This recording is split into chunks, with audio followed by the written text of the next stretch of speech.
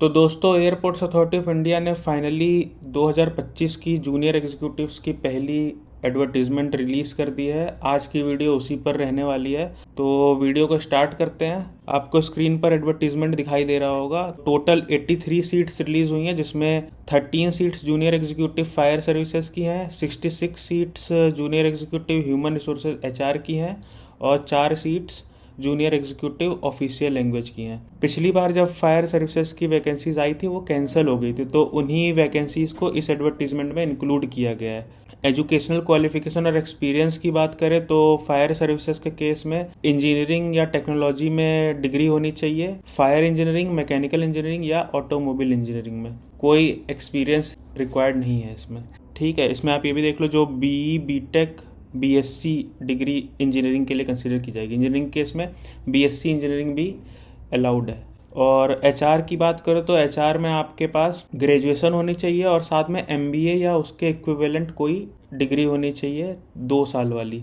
ठीक है, जैसे पीजीडीएम होती है ना, एमबीए या कोई उसके इक्विवेलेंट कोई भी 2 साल का कोर्स होना चाहिए। विथ स्पेशलाइजेशन इसमें क्या क्या हो सकती हैं? एचआरएम में हो सकती है, एचआरडी में हो सकती है, पीएम एंड आईआर या लेबर वेलफेयर में हो सकती है। इसमें भी कोई एक्सपीरियंस नहीं चाहिए।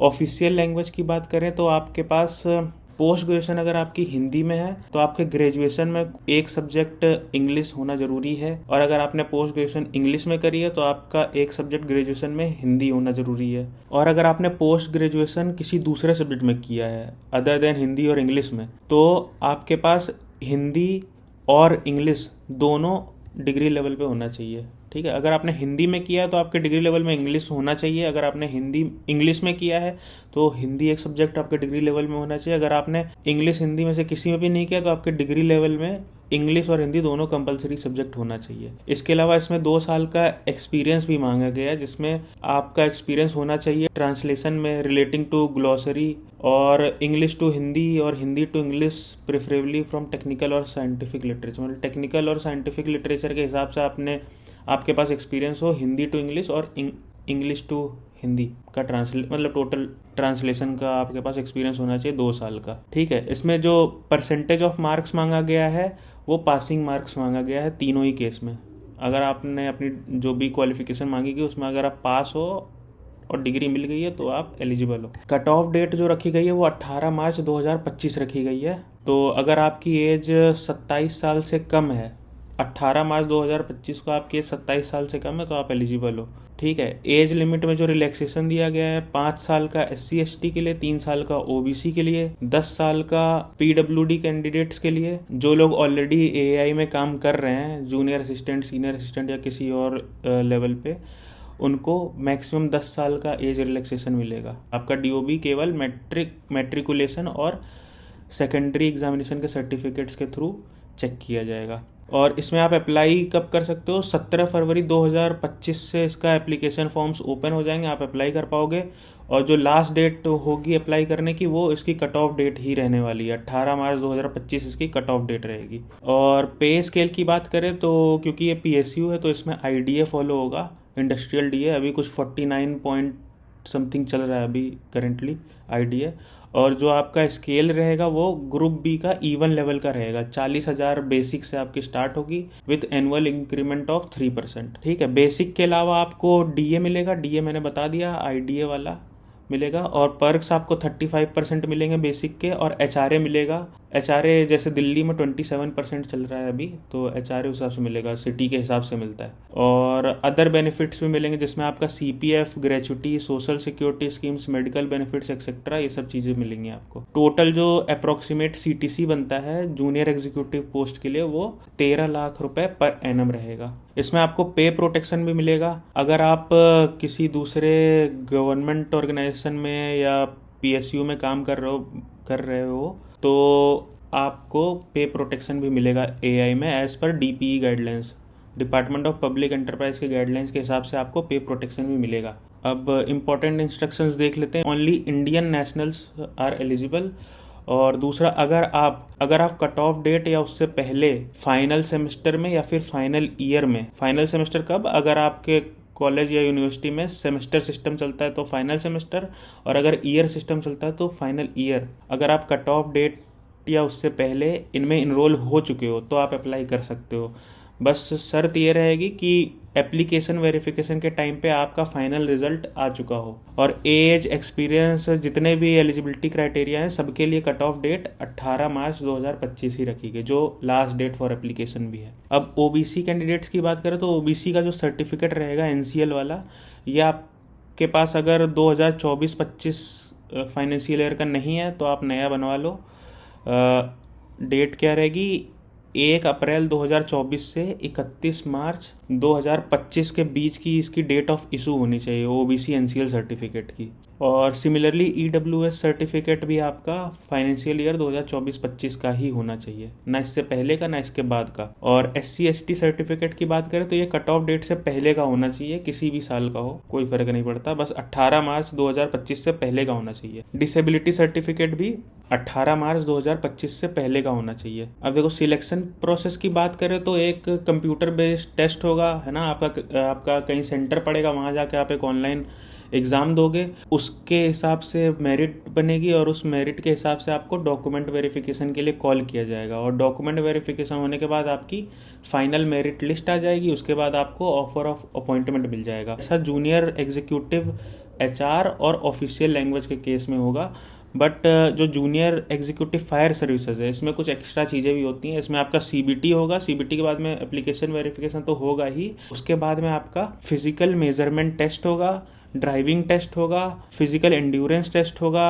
फिजिकल एंड्योरेंस टेस्ट में आपकी रनिंग होगी, कैजुअलिटी कैरिंग होगी जिसमें आप सैंड बैग लेके दौड़ोगे भागोगे, उसके अलावा पोल क्लाइंबिंग होगी, रोप क्लाइंबिंग होगी और full ladder climbing and descending होगी, सीढ़ी चढ़ना उतरना भी होगा। जूनियर एग्जीक्यूटिव फायर सर्विसेज में थोड़ा फिजिकल फिटनेस को प्रेफरेंस दी जाती है, तो इसमें पीडब्ल्यूडी भी मतलब नॉट एलिजिबल हो जाते हैं इसमें।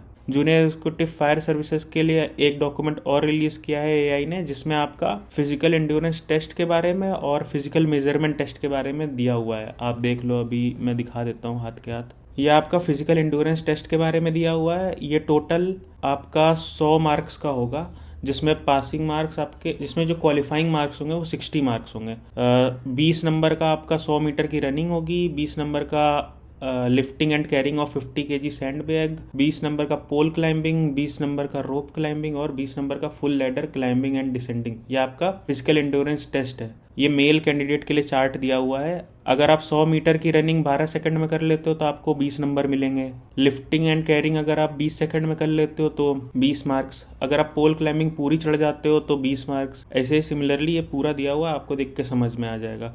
और इसमें आपको 0 मार्क्स कब कब मिलेंगे वो भी इसमें इन्होंने क्लियरली मेंशन कर दिया, आपको किन किन केसेस में 0 मार्क्स मिलेंगे। सिमिलरली फीमेल के लिए भी फिजिकल एंड्योरेंस टेस्ट का ये क्राइटेरिया दिया हुआ है। आप स्क्रीन पॉज करके देख सकते हो, नहीं तो मैंने टेलीग्राम चैनल पे डाल रखा है, आप वहाँ से जाके ये देख सकते हो, या फिर एआई के ऑफिशियल वेबसाइट पे भी जाके देख सकते हो। देखो मिनिमम क्वालिफाइंग मार्क्स मैंने बता दिया था आपको 60 रहेंगे आउट ऑफ 100। और इसके अलावा जो फिजिकल मेजरमेंट टेस्ट है उसकी डिटेल्स भी इसी डॉक्यूमेंट में दी हुई है, फॉर मेल एंड फीमेल दोनों के लिए। तो आप लोग अपना देख लो फिजिकल मेजरमेंट टेस्ट के स्टैंडर्ड के हिसाब से आप एलिजिबल हो कि नहीं हो। तो फिजिक आपकी ठीक ठाक होनी चाहिए। आई साइट भी इसमें दी हुई है, 6/6 ईच आई होनी चाहिए विदाउट ग्लासेस, मतलब बिना ग्लासेस के आपका नॉर्मल विजन होना चाहिए, ठीक है। हियरिंग एंड स्पीच का भी लिखा हुआ इसमें क्राइटेरिया है ना। हाइट, वेट और चेस्ट का भी इसमें डिटेल्स दिया हुआ है। जो हिली एरिया कैंडिडेट्स हैं, हिली एरिया कैंडिडेट्स के लिए 3 सेंटीमीटर्स का हाइट में रिलैक्सेशन है और चेस्ट मेजरमेंट में भी रिलैक्सेशन दिया हुआ है, और कुछ वेट में भी उनको रिलैक्सेशन मिल जाएगा। और इसके अलावा आपको और कोई रिलैक्सेशन नहीं मिलना है, ये सिर्फ हिली एरिया कैंडिडेट्स के लिए है, ठीक। और डिस्क्वालिफिकेशन किन किन केसेस में होगा, नॉकिंग नीज में, bow legs, degree of squint, flat footed, physical deformity, suffering from chronic disease, any major operation by virtue of which his or physical fitness to work in fire services has been impaired will be considered as disqualification. मतलब अगर आप physically fit नहीं हो तो आप disqualify हो जाओगे इसमें, क्लियर कट, ठीक है। अब वापस एडवर्टीजमेंट पे आते हैं। देखो इसमें जूनियर एग्जीक्यूटिव फायर सर्विसेज के केस में वैलिड परमानेंट एलएमवी लाइसेंस भी होना चाहिए आपके पास। डॉक्यूमेंट वेरिफिकेशन के टाइम पे। और जब आपका सिलेक्शन हो जाएगा तो आपको हैवी व्हीकल ड्राइविंग लाइसेंस भी एक्वायर करना पड़ेगा with in 2 years of induction. मतलब इंडक्शन पीरियड के 2 साल के अंदर अंदर आपको हैवी व्हीकल ड्राइविंग का लाइसेंस एक्वायर करना पड़ेगा। अगर आप नहीं कर पाते हो तो आपका प्रमोशन नहीं होगा कभी, ठीक है। और जो लोग ऑलरेडी किसी central government, state government, autonomous body या पीएसयू में काम कर रहे हैं, उनको एनओसी सबमिट करनी पड़ेगी। अपने प्रेजेंट एम्प्लॉयर से एनओसी लेके वो सबमिट करनी पड़ेगी एप्लीकेशन वेरिफिकेशन के टाइम पे।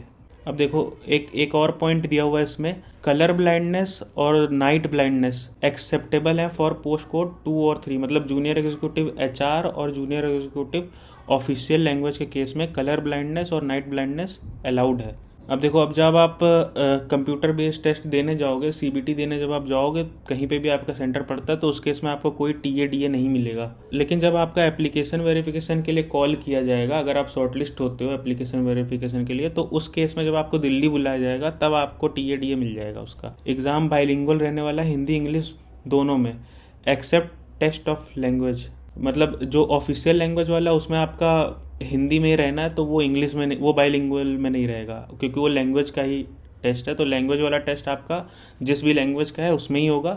अदर देन जो भी आपके क्वेश्चंस होंगे वो सब आपके हिंदी इंग्लिश दोनों में होंगे।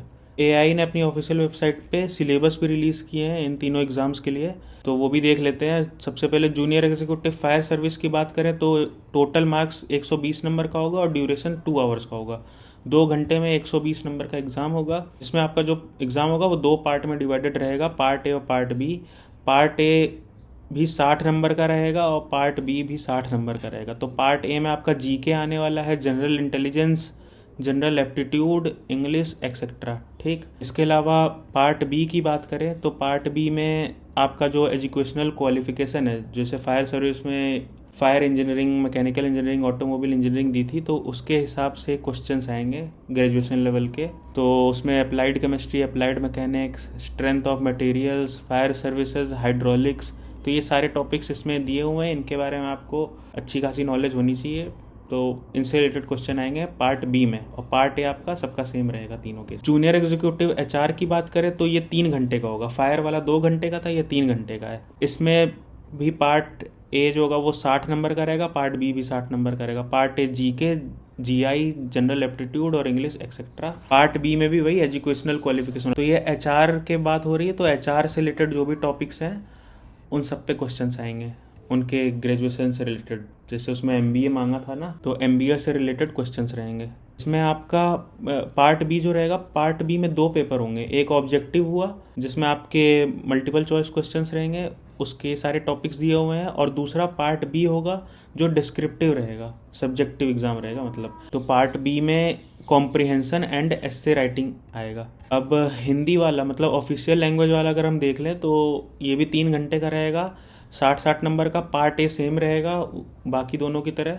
और पार्ट बी जो रहेगा, पार्ट बी में आपका हिंदी से रिलेटेड चीज़ें रहेंगी। जैसे देखो, अंग्रेजी से हिंदी अनुवाद, हिंदी से अंग्रेजी अनुवाद, अंग्रेजी से हिंदी सार अनुवाद, 300 शब्दों के पैराग्राफ के 100 शब्दों में सार अनुवाद, मतलब समरी निकालनी है। राजभाषा अधिनियम से रिलेटेड क्वेश्चंस आएंगे। प्रशासनिक शब्दावली के अंग्रेजी शब्दों का हिंदी पर्याय, प्रशासनिक शब्दावली के हिंदी शब्दों का अंग्रेजी पर्याय, अंग्रेजी शब्दों के अंग्रेजी पर्याय, और किसी एक विषय पर टिप्पणी भी लिखने को मिलेगी। अब बुक लिस्ट की बात करें तो ये तो स्पेशलाइज्ड स्ट्रीम्स हैं।